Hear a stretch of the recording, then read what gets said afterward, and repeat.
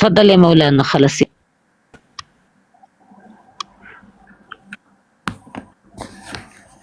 أعوذ بالله السميع العليم من الشيطان الرجيم. خلي لا يجوا شوية ناس عندي، بس كان نستنى شوي دقيقة. حط ندخل جولة، بعد ما تخلص الجولة بنبدأ عشان يكون الناس إن ماشي. شاء الله. خلينا ندخل جولة. لا خلينا يبدأ حتى انا على فيديو فكرة لازمني يعني خلينا طول الهاي لحتى يحضروا الناس. وشوف انا ممكن يعني افتح المايك بس ما اتكلم علشان التيك توك ما يقوليش انه انت في حالة سكون ويعطيني تحذير. يا جماعة بدي انا علي لي 3 ون على الشيخ الحارث. عارفين انا من الصبح من اول ما صحيت بعثت له والله للشيخ الحارث اقول له يا شيخ الحارث انا شفت كذا وكذا، بس ما على فكرة ما وصفت لك بالضبط، ويعني يمكن احسن ما اقول. ما تحكي ولا خلص. شو رايك؟ يمكن احسن ما اقول.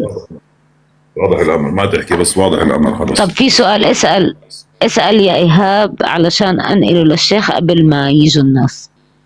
عليكم السلام، حي الله.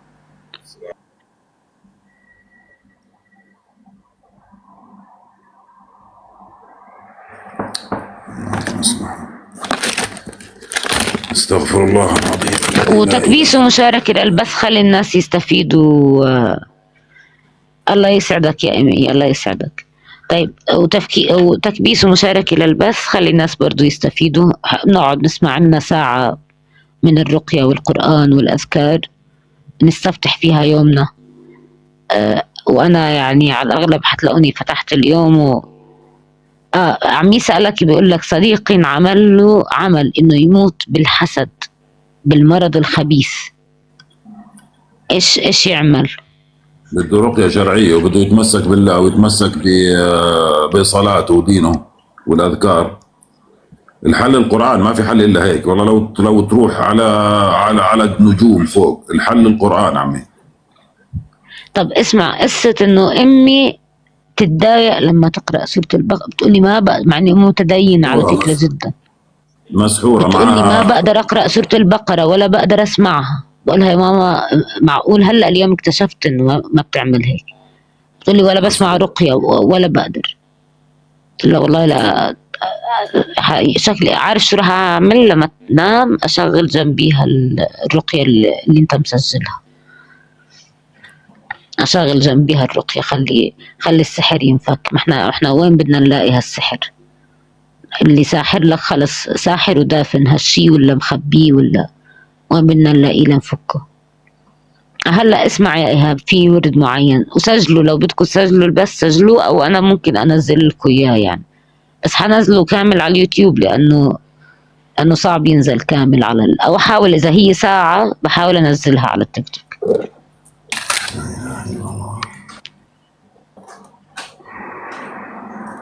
وعليكم السلام ورحمة الله وبركاته. عندك على اليوتيوب بصير. لا أنا بينزل عندي التسجيل، عرفت بس الناس اللي حابين يشغلوا تسجيل هلا سجلوا. هو موجود عندي، اللي بده التسجيل يراسلني تليجرام ببعث له اياه. موجود عندي على اليوتيوب يعني، واصلا على الصفحه عندي. على قناتي على اليوتيوب، وبرضه على قناة الشيخ الحارث على اليوتيوب، وممكن انزله على يعني انزله هون يعني على الاقل لمدة ساعة من الاوراد. عرفتوا يا جماعة؟ ما نخسرش برضه. راحت عليك قصص الرعب اللي قلناها قبل شوية الصقر.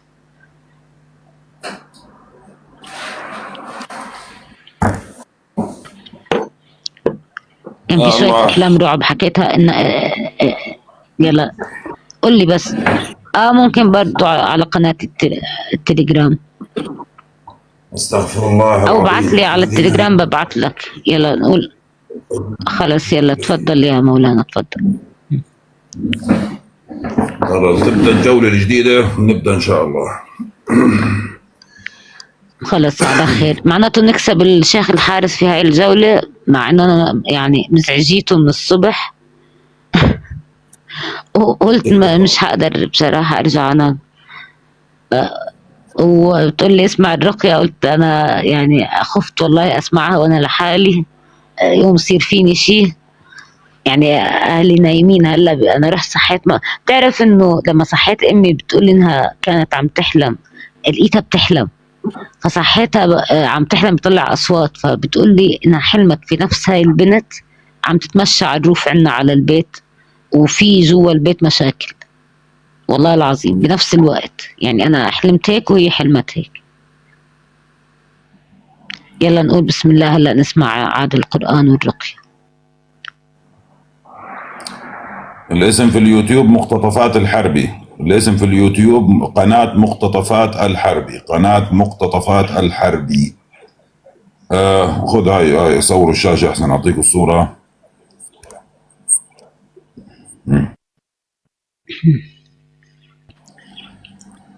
هاي أمامك صور الشاشة، باللي بالأحمر مقتطفات الحربي هذا اليوتيوب، اللي بالأزرق التليجرام.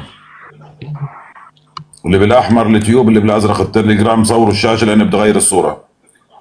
صوروا الشاشة. طيب هذه الأعراض العامة للمسحور. صوروا الشاشة اللي بده يعرف المعلومات هذه. هذه الأعراض العامة أنا بدي للمسحور. أصور. صوروا الشاشة. طيب وهذه أنواع السحر، التفريق هاي صوروا الشاشة. هاي الصفحة رقم 3 اللي فيها أنواع السحر. خلينا أدخل من التليفون الثاني أنا عشان أعرف أشوف الشاشة لأنه صغيرة علي هيك. وهذه كمان برضو أنواع السحر برضو. لا إله إلا الله العلي الوهاب، لا إله إلا الله العلي الأعلى الوهاب. أنت صورها وبعدين كبرها يا إيهاب، هو مش واضحة بس لأنه أنت، أو روح على لا ما هو نفس الشيء، صورها وبعدين كبرها، أو أنا ممكن أرجع أكبر الصورة وأنزلها يعني. وراسله تليجرام، يعني لو صورت صورة التليجرام أو ابعت لي على الخاص أنا بظبط لك الأمور يعني.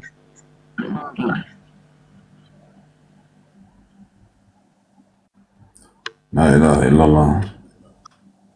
كل شرك وكفر علني، عينك زهارا نهارا، وها ها ها باي باي. عم نقرأ قرآن ورقية، وين الشرك؟ هذا عندك ولا عندي؟ مين اللي عم بيحكي انتوا شرك مجانين. وكفر مدري ايش؟ عندك ولا عندي؟ ايوه واحدة اسمها هدوح عملها بلوك. أنا عملت رقية وبخرت نفسي. البخور مش من الرقية، البخور كلام فاضي. الحارة أنت سامي صيدم، أنا بالضبط أنا صيادم وسامين وكذا بالضبط. اقول لك اقفل الكومنتات، اقفل عندك الكومنتات يا شيخ، فكك منهم عشان نركز لا في عندي بالهدف بيجوا يعني الآن، اللي احنا بدنا اياه. أو نجمة بيجوا.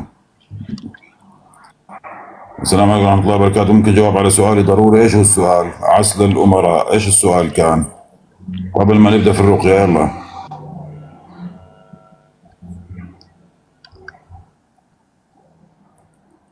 وايش السؤال يا عسل الأمراء؟ عسل الأمراء، ايش هو السؤال؟ قبل ما نبدأ يلا.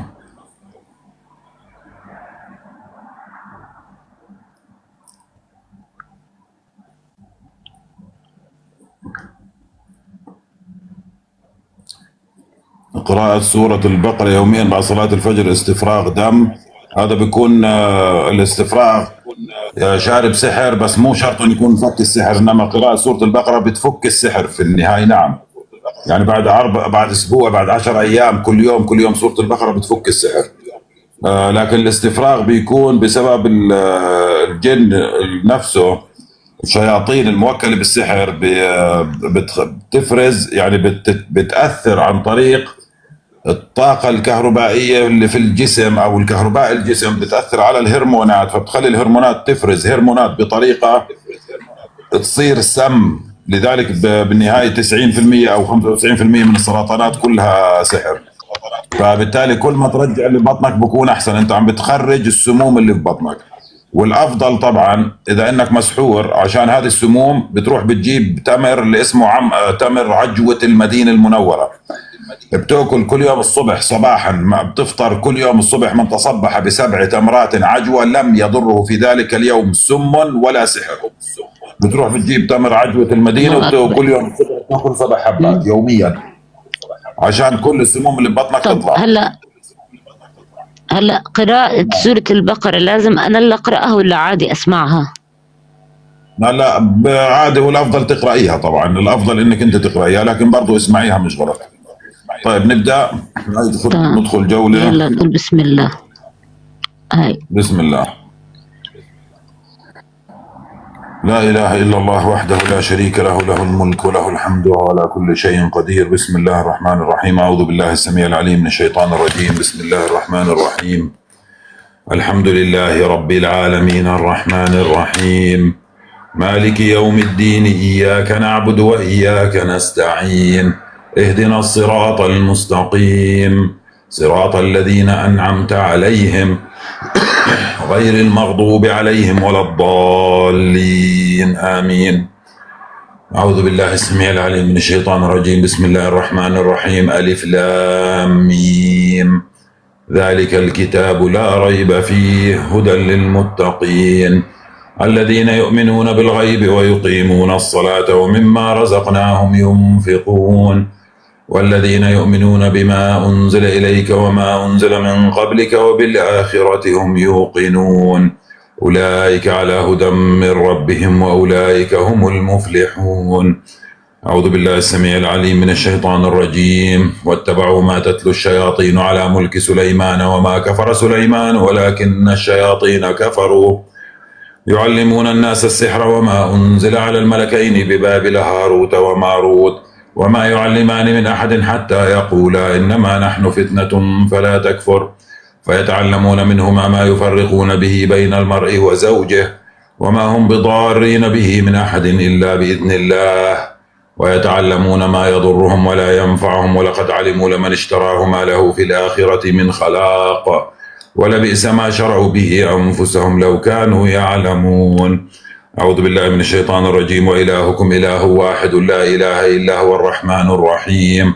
إن في خلق السماوات والأرض واختلاف الليل والنهار والفلك التي تجري في البحر بما ينفع الناس وما أنزل الله من السماء من ماء فأحيا به الأرض بعد موتها وبث فيها من كل دابة وتصريف الرياح والسحاب المسخر بين السماء والأرض لآيات لقوم يعقلون. أعوذ بالله من الشيطان الرجيم.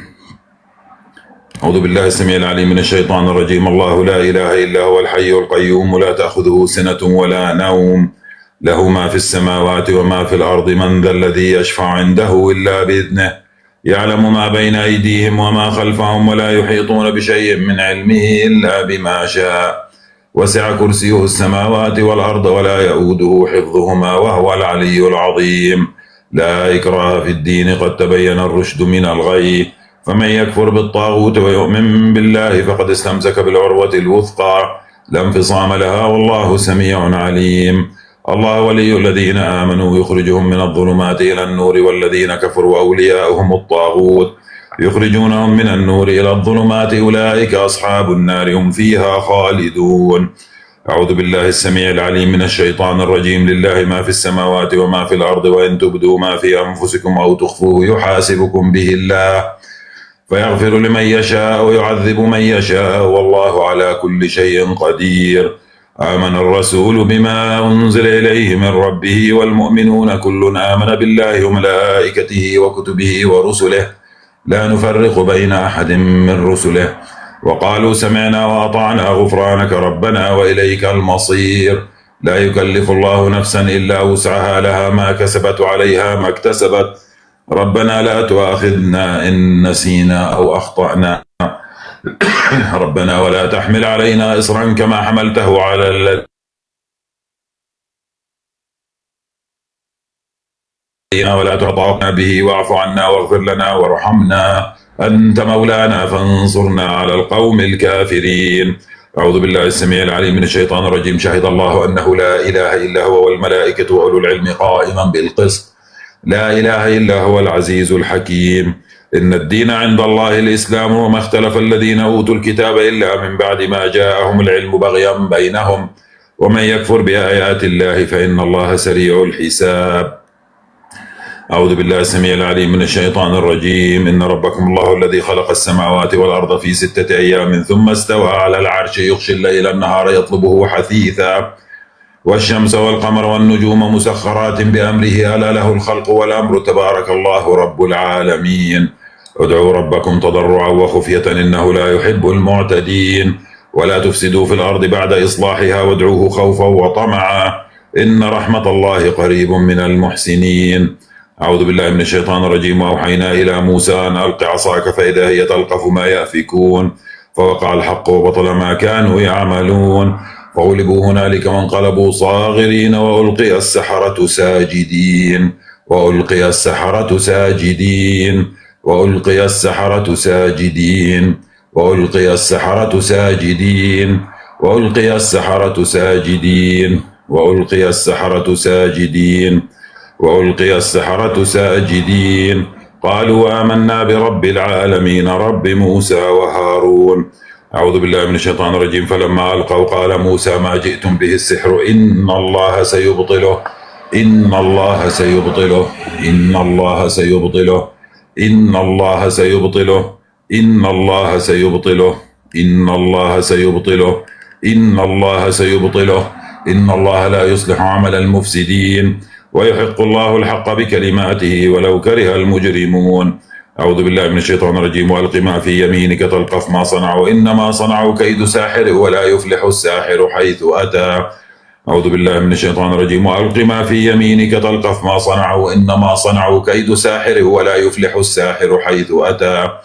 أعوذ بالله من الشيطان الرجيم. وألق ما في يمينك تلقف ما صنعوا إنما صنعوا كيد ساحر ولا يفلح الساحر حيث أتى.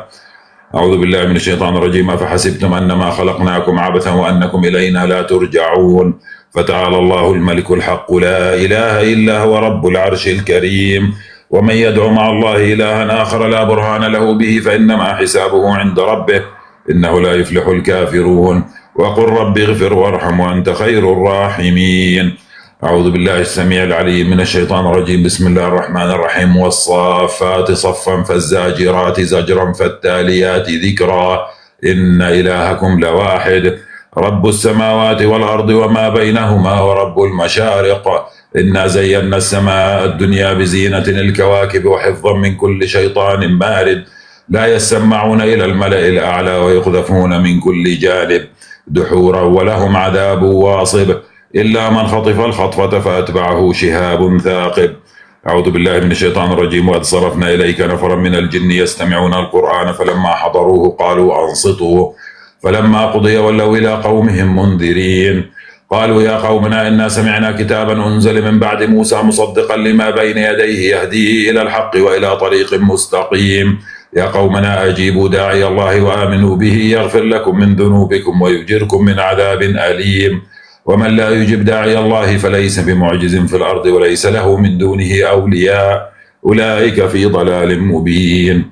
أعوذ بالله من الشيطان الرجيم. يا معشر الجن والإنس إن استطعتم أن تنفذوا من أقطار السماوات والأرض فانفذوا لا تنفذون إلا بسلطان فبأي آلاء ربكما تكذبان يرسل عليكما شواظ من نار ونحاس فلا تنتصران فبأي آلاء ربكما تكذبان. أعوذ بالله من الشيطان الرجيم. لو أنزلنا هذا القرآن على جبل لرأيته خاشعا متصدعا من خشية الله وتلك الأمثال نضربها للناس لعلهم يتفكرون هو الله الذي لا إله إلا هو عالم الغيب والشهادة هو الرحمن الرحيم هو الله الذي لا إله إلا هو الملك القدوس السلام المؤمن المهيمن العزيز الجبار المتكبر سبحان الله عما يشركون هو الله الخالق البارئ المصور له الأسماء الحسنى يسبح له ما في السماوات والأرض وهو العزيز الحكيم. أعوذ بالله السميع العليم من الشيطان الرجيم. بسم الله الرحمن الرحيم.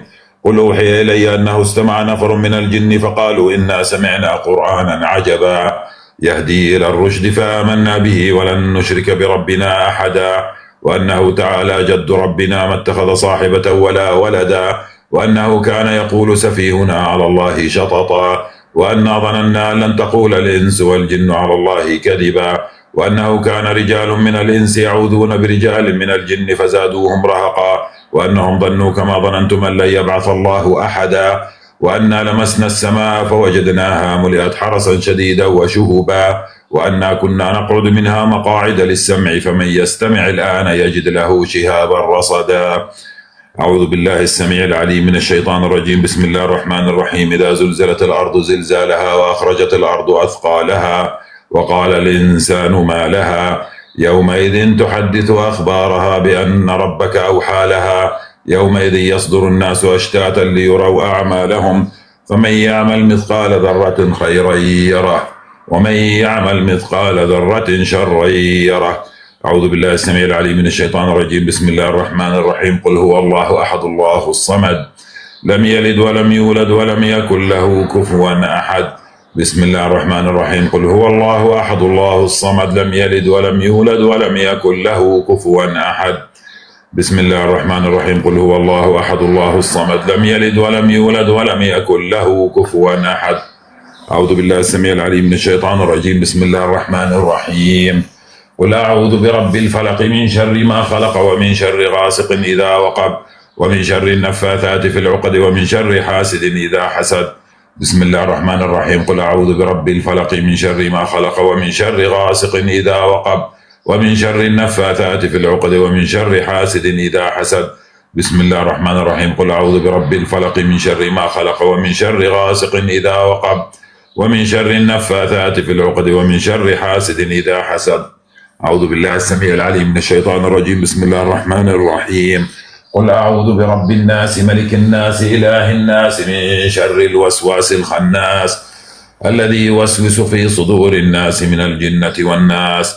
بسم الله الرحمن الرحيم. قل أعوذ برب الناس ملك الناس إله الناس من شر الوسواس الخناس الذي يوسوس في صدور الناس من الجنة والناس. بسم الله الرحمن الرحيم. قل أعوذ برب الناس ملك الناس إله الناس من شر الوسواس الخناس الذي يوسوس في صدور الناس من الجنة والناس. اللهم صل على محمد وعلى آل محمد كما صليت على إبراهيم وعلى آل إبراهيم في العالمين إنك حميد مجيد، وبارك على محمد وعلى آل محمد كما باركت على إبراهيم وعلى آل إبراهيم في العالمين إنك حميد مجيد. أعوذ بالله السميع العليم من الشيطان الرجيم. واستفتحوا وخاب كل جبار عنيد من ورائه جهنم ويسقى من ماء صديد يتجرعه ولا يكاد يسيغه ويأتيه الموت من كل مكان وما هو بميت ومن ورائه عذاب غليظ. أعوذ بالله السميع العليم من الشيطان الرجيم. واستفتحوا وخاب كل جبار عنيد من ورائه جهنم ويسقى من ماء صديد يتجرعه ولا يكاد يسيغه ويأتيه الموت من كل مكان وما هو بميت ومن ورائه عذاب غليظ. أعوذ بالله السميع العليم من الشيطان الرجيم. واستفتحوا وخاب كل جبار عنيد من ورائه جهنم ويسقى من ماء صديد يتجرعه ولا يكاد يسيغه ويأتيه الموت من كل مكان وما هو بميت ومن ورائه عذاب غليظ. أعوذ بالله من الشيطان الرجيم. واستفتحوا وخاب كل جبار عنيد من ورائه جهنم ويسقى من ماء صديد يتجرعه ولا يكاد يسيغه ويأتيه الموت من كل مكان وما هو بميت ومن ورائه عذاب غليظ. أعوذ بالله من الشيطان الرجيم. واستفتحوا وخاب كل جبار عنيد من ورائه جهنم ويسقى من ماء صديد يتجرعه ولا يكاد يسيغه ويأتيه الموت من كل مكان وما هو بميت ومن ورائه عذاب غليظ. أعوذ بالله من الشيطان الرجيم. واستفتحوا وخاب كل جبار عنيد من ورائه جهنم ويسقى من ماء صديد يتجرعه ولا يكاد يسيغه ويأتيه الموت من كل مكان وما هو بميت ومن ورائه عذاب غليظ.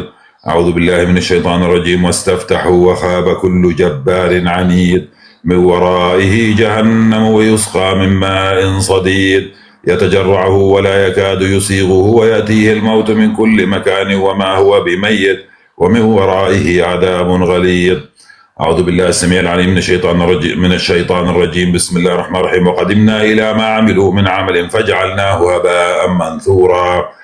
أعوذ بالله السميع العليم من الشيطان الرجيم. وقدمنا إلى ما عملوا من عمل فجعلناه هباء منثورا.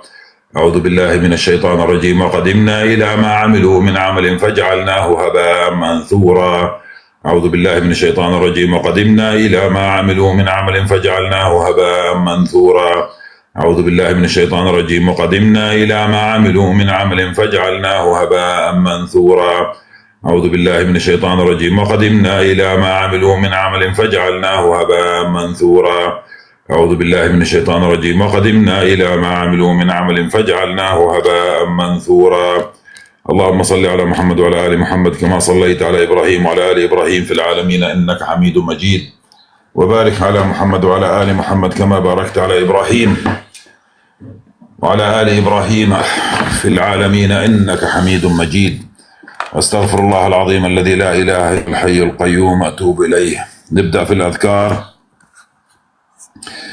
أول شيء لما نيجي ندعي الله تبارك وتعالى، أول شيء نحمد الله. أنا هذه مثل ما بجيب لكم إياها دائما صيغة الحمد اللي بحبها صراحة، اللي هي اللي بيحمد الله بهذه الصيغة قبل النوم خاصة، فكأنما حمد الله بجميع محامد خلقه. نبدأ أول شيء بحمد الله تبارك وتعالى، ثم الصلاة على رسول الله عليه وآله الصلاة والسلام، ثم تعظيم الله، ونبدأ بالأذكار والدعاء. الحمد لله الذي كفاني وآواني، الحمد لله الذي أطعمني وسقاني، الحمد لله الذي من علي وأفضل. اللهم أسألك بعزتك أن تنجيني من النار. اللهم صل على محمد وعلى آل محمد كما صليت على إبراهيم وعلى آل إبراهيم في العالمين إنك حميد مجيد. وبارك على محمد وعلى آل محمد كما باركت على إبراهيم وعلى آل إبراهيم في العالمين إنك حميد مجيد. هذا التسبيح يحسب لك تسبيح الليل والنهار، كأنك سبحت الليل والنهار. سبحان الله عدد ما خلق، سبحان الله ملء ما خلق، سبحان الله عدد ما في الأرض والسماء، سبحان الله ملء ما في الأرض والسماء، سبحان الله عدد ما أحصى كتابه، سبحان الله ملء ما أحصى كتابه، سبحان الله عدد كل شيء، سبحان الله ملء كل شيء. الحمد لله عدد ما خلق، والحمد لله ملء ما خلق، والحمد لله عدد ما في الأرض والسماء، والحمد لله ملء ما في الأرض والسماء، والحمد لله عدد ما أحصى كتابه، والحمد لله ملء ما أحصى كتابه، والحمد لله عدد كل شيء، والحمد لله ملء كل شيء. هذا الدعاء أو هذا التسبيح أو هذا الدعاء كان رسول الله عليه وآله الصلاة والسلام يستفتح فيه الدعاء، فنستفتح كما استفتح رسول الله عليه وآله الصلاة والسلام بالدعاء دائما بهذا الدعاء. سبحان ربي العلي الأعلى الوهاب، سبحان ربي العلي الأعلى الوهاب، سبحان ربي العلي الأعلى الوهاب، سبحان ربي العلي الأعلى الوهاب، سبحان ربي العلي الأعلى الوهاب، سبحان ربي العلي الأعلى الوهاب، سبحان ربي العلي الأعلى الوهاب. هذا الدعاء اللي فيه، أنا ما بعرف شو صار هون على النت.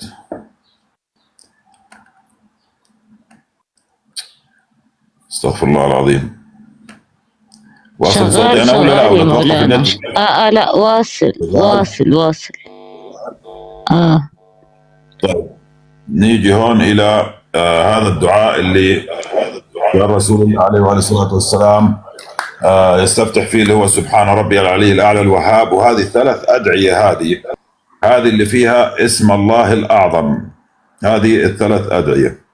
اللهم إني أسألك بعزك الذي لا يضام، وبملكك الذي لا يرام، وبنور وجهك الذي أشرقت له السماوات والأرض، وبقدرتك التي قدرت بها على جميع خلقك، أن تغفر لنا وترحمنا وتوسع أرزاقنا وترحمنا فوق الأرض وتحت الأرض ويوم العرض، وأن تجعل خير أيامنا يوم نلقاك فيه. اللهم إني أسألك بأني أشهد أنك الله لا إله إلا أنت الواحد الأحد الفرد الصمد الذي لم يلد ولم يولد ولم يكن له كفوا أحد، أن تغفر لنا وتوسع أرزاقنا وترحمنا فوق الأرض وتحت الأرض ويوم العرض، وأن تجعل خير أيامنا يوم نلقاك فيه. اللهم إني أسألك بأن لك الحمد لا إله إلا أنت وحدك لا شريك لك، المنان بديع السماوات والأرض، يا حي يا قيوم يا ذا الجلال والإكرام، أن تغفر لنا وتوسع أرزاقنا وترحمنا فوق الأرض وتحت الأرض ويوم العرض، وأن تجعل خير أيامنا يوم نلقاك فيه يا أرحم الراحمين. اللهم رب السماوات ورب الأرض ورب العرش العظيم، ربنا ورب كل شيء، فالق الحب والنوى ومنزل التوراة والإنجيل والفرقان، أعوذ بك من شر كل شيء أنت آخذ بناصيته. اللهم أنت الأول فليس قبلك شيء، وأنت الآخر فليس بعدك شيء، وأنت الظاهر فليس قبلك، وأنت في الظاهر فليس فوقك شيء، وأنت الباطن فليس دونك شيء. اقض عنا الدين واغننا من الفقر، اقض عنا الدين واغننا من الفقر، اقض عنا الدين واغننا من الفقر. سبحانك اللهم لك الحمد كما ينبغي لجلال وجهك وعظيم سلطانك. سبحانك اللهم لك الحمد كما ينبغي لجلال وجهك والعظيم سلطانك. سبحانك اللهم لك الحمد كما ينبغي لجلال وجهك والعظيم سلطانك. هذا الدعاء اللي كان موسى عليه الصلاة والسلام دعاه لما ضرب البحر بالعصا ففلق رب العالمين البحر لموسى، كان دعا هذا الدعاء موسى عليه الصلاة والسلام. اللهم لك الحمد ولك المشتكى وأنت المستعان ولا حول ولا قوة إلا بالله العلي العظيم. اللهم لك الحمد ولك المشتكى وأنت المستعان ولا حول ولا قوة إلا بالله العلي العظيم. اللهم لك الحمد ولك المشتكى وأنت المستعان ولا حول ولا قوة إلا بالله العلي العظيم. بسم الله ربي الله حسبي الله توكلت على الله اعتصمت بالله فوضت أمري إلى الله ما شاء الله لا قوة إلا بالله. بسم الله ربي الله حسبي الله توكلت على الله اعتصمت بالله فوضت أمري إلى الله ما شاء الله لا قوة إلا بالله. بسم الله ربي الله حسبي الله توكلت على الله اعتصمت بالله فوضت أمري إلى الله ما شاء الله لا قوة إلا بالله. اللهم إني أسألك بأن لك الحمد لا إله إلا أنت المنان بديع السماوات والأرض يا ذا الجلال والإكرام يا حي يا قيوم أن تغفر لنا وتوسع أرزاقنا وترحمنا فوق الأرض وتحت الأرض ويوم العرض، وأن تجعل خير أيامنا يوم نلقاك فيه. الحمد لله. اللهم لك الحمد أنت رب السماوات والأرض ومن فيهن، ولك الحمد أنت قيوم السماوات والأرض ومن فيهن، ولك الحمد أنت نور السماوات والأرض ومن فيهن، أنت الحق وقولك الحق ووعدك حق والجنة حق والنار حق والنبيون حق ومحمد حق. اللهم لك أسلمت وبك آمنت وعليك توكلت وإليك أنبت وبك خاصمت وإليك حاكمت، فاغفر لي ما قدمت وما أخرت وما أسررت وما أعلنت، أنت إلهي لا إله إلا أنت. طيب هذا الدعاء اللي بحكي لكم عليه دائما احتفظوا فيه، صوروا الشاشة وإن شاء الله إنه ما بتحتاجوه. إذا في حال من يوم من الأيام شفت نفسك تورطت مع رجل صاحب سلطان يستطيع أن يؤذيك، صلي ركعتين في جوف الليل واقرأ هذا الدعاء 3 مرات على الأقل، يعني إن شاء الله أنه ما محتاجه، يعني بإذن الله ما حد بيحتاجه. هذا الدعاء فيه اسم الله الأعظم. اللهم أسألك بأنك الله الذي لا إله إلا هو الواحد الأحد الصمد الذي لم يلد ولم يولد ولم يكن له كفوا أحد، الحي القيوم الرحمن الرحيم، يا ذا الجلال والإكرام أن تبطل عني وعن أهل بيتي وعن أرزاقنا كل سحر وحسد وعين، وتغفر لنا وتوسع أرزاقنا ربنا إنك على كل شيء قدير. نستغيث بالله تبارك وتعالى بهذا الدعاء. يا حي يا قيوم برحمتك أستغيث، أصلح لي شأني كله ولا تكلني إلى نفسي طرفة عين. يا حي يا قيوم برحمتك أستغيث، أصلح لي شأني كله ولا تكلني إلى نفسي طرفة عين. يا حي يا قيوم برحمتك أستغيث، أصلح لي شأني كله ولا تكلني إلى نفسي طرفة عين.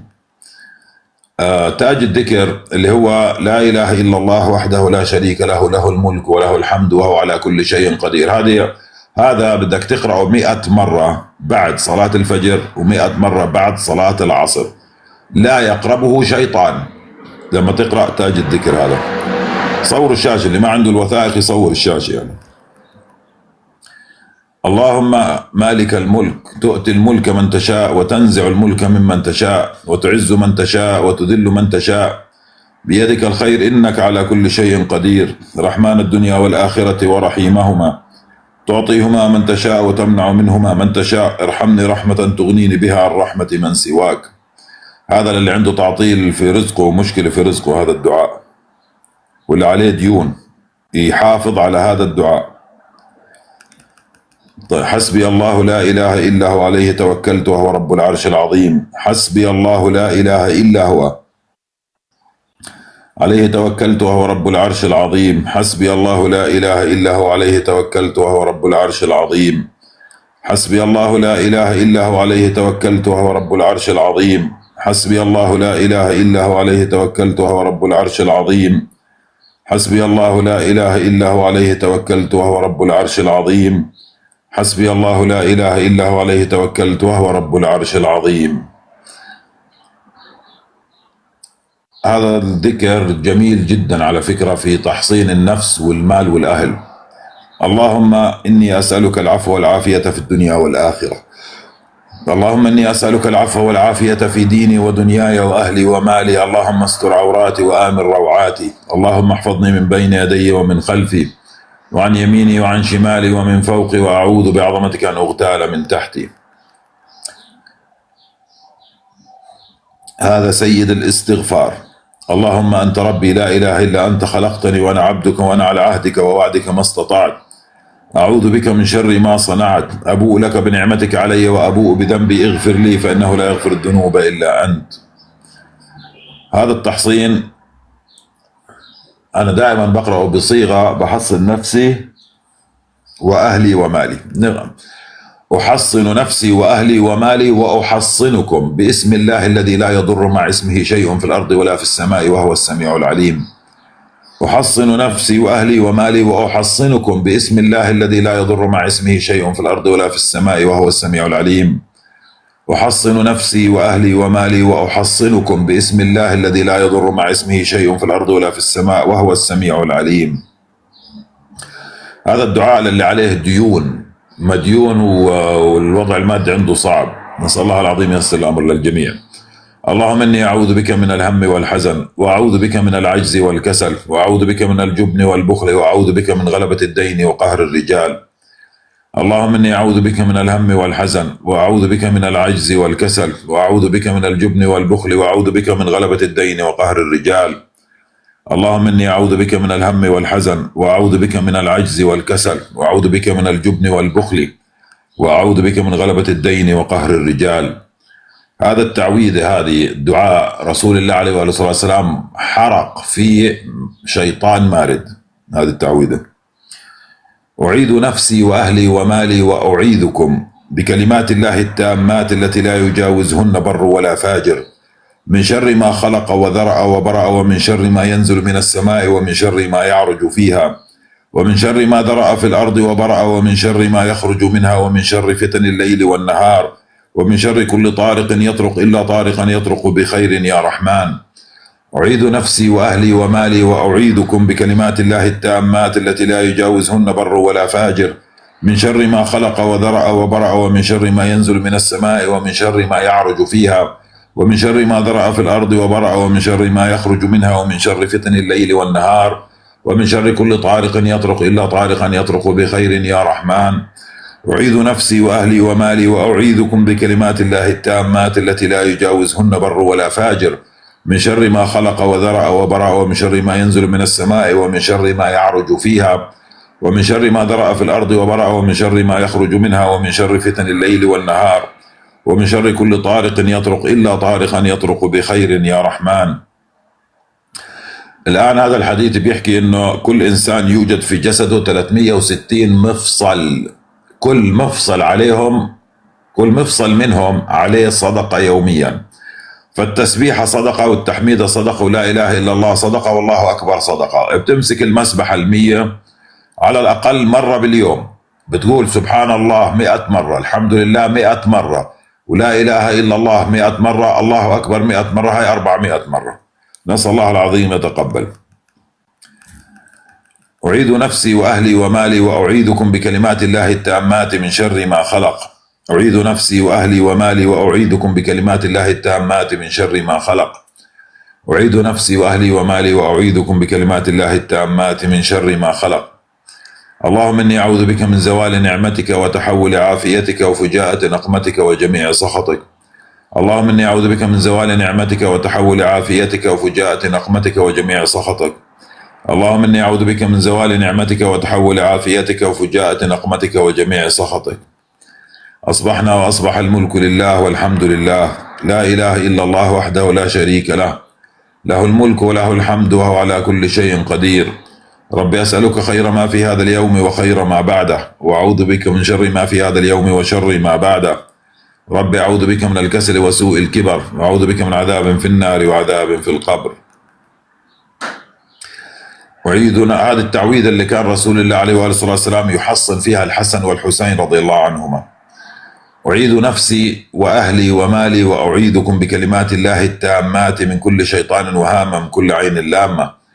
أعيذ نفسي وأهلي ومالي وأعيذكم بكلمات الله التامة من كل شيطان وهامة ومن كل عين لامة.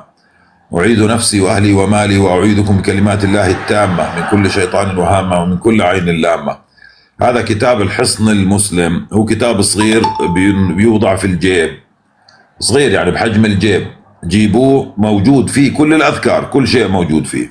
هذا لازم يكون معاك، هذا حصن فعلا، هذا سلاح، هذا الكتاب هذا سلاح، هذا الكتاب أو كتيب مش كتاب، هو صغير حجم الجيب يعني.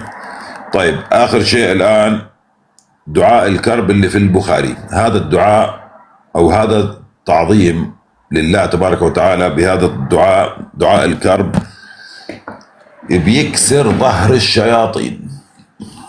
نقرأ 3 مرات: لا إله إلا الله العظيم الحليم، لا إله إلا الله رب العرش العظيم، لا إله إلا الله رب السماوات ورب الأرض ورب العرش الكريم، لا إله إلا الله العظيم الحليم، لا إله إلا الله رب العرش العظيم، لا إله إلا الله رب السماوات ورب الأرض ورب العرش الكريم، لا إله إلا الله العظيم الحليم، لا إله إلا الله رب العرش العظيم، لا إله إلا الله رب السماوات ورب الأرض ورب العرش الكريم، أستغفر الله العظيم الذي لا إله إلا هو الحي القيوم وأتوب إليه، والصلاة والسلام على نبينا محمد وآله، والحمد لله رب العالمين.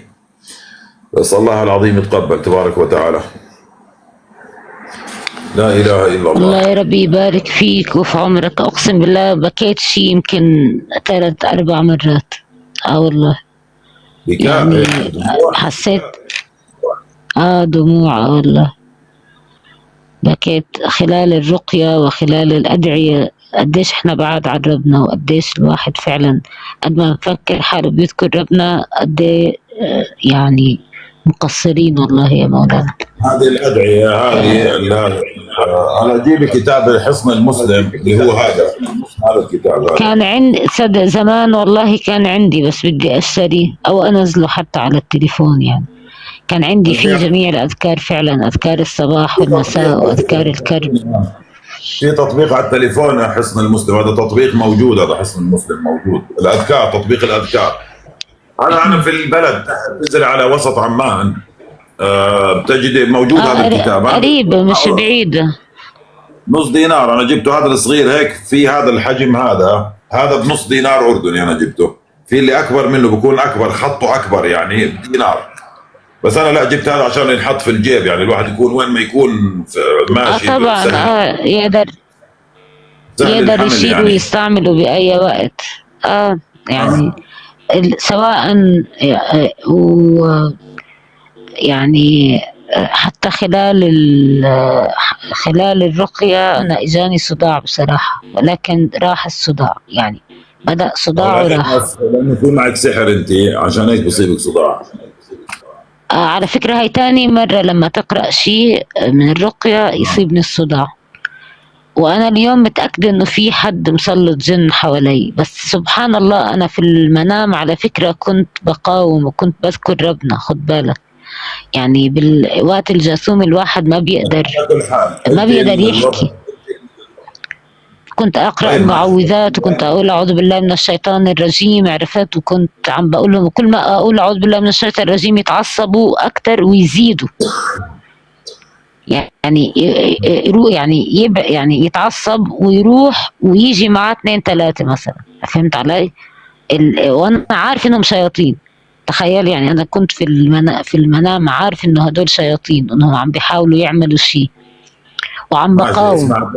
اللي بعت لك كانوا عم بيحاولوا يسحبوني لمكان، كانوا عم بيحاولوا يسحبوني لمكان وانا عم بقاوم، مش راضي ويزيدوا، عرفت. وحتى والدتي كانت داخله بالحلم الله يحفظها يا رب، وكانت مرهقه وتعبانه، والبنت اللي بحكي لك عنها كانت معاهم.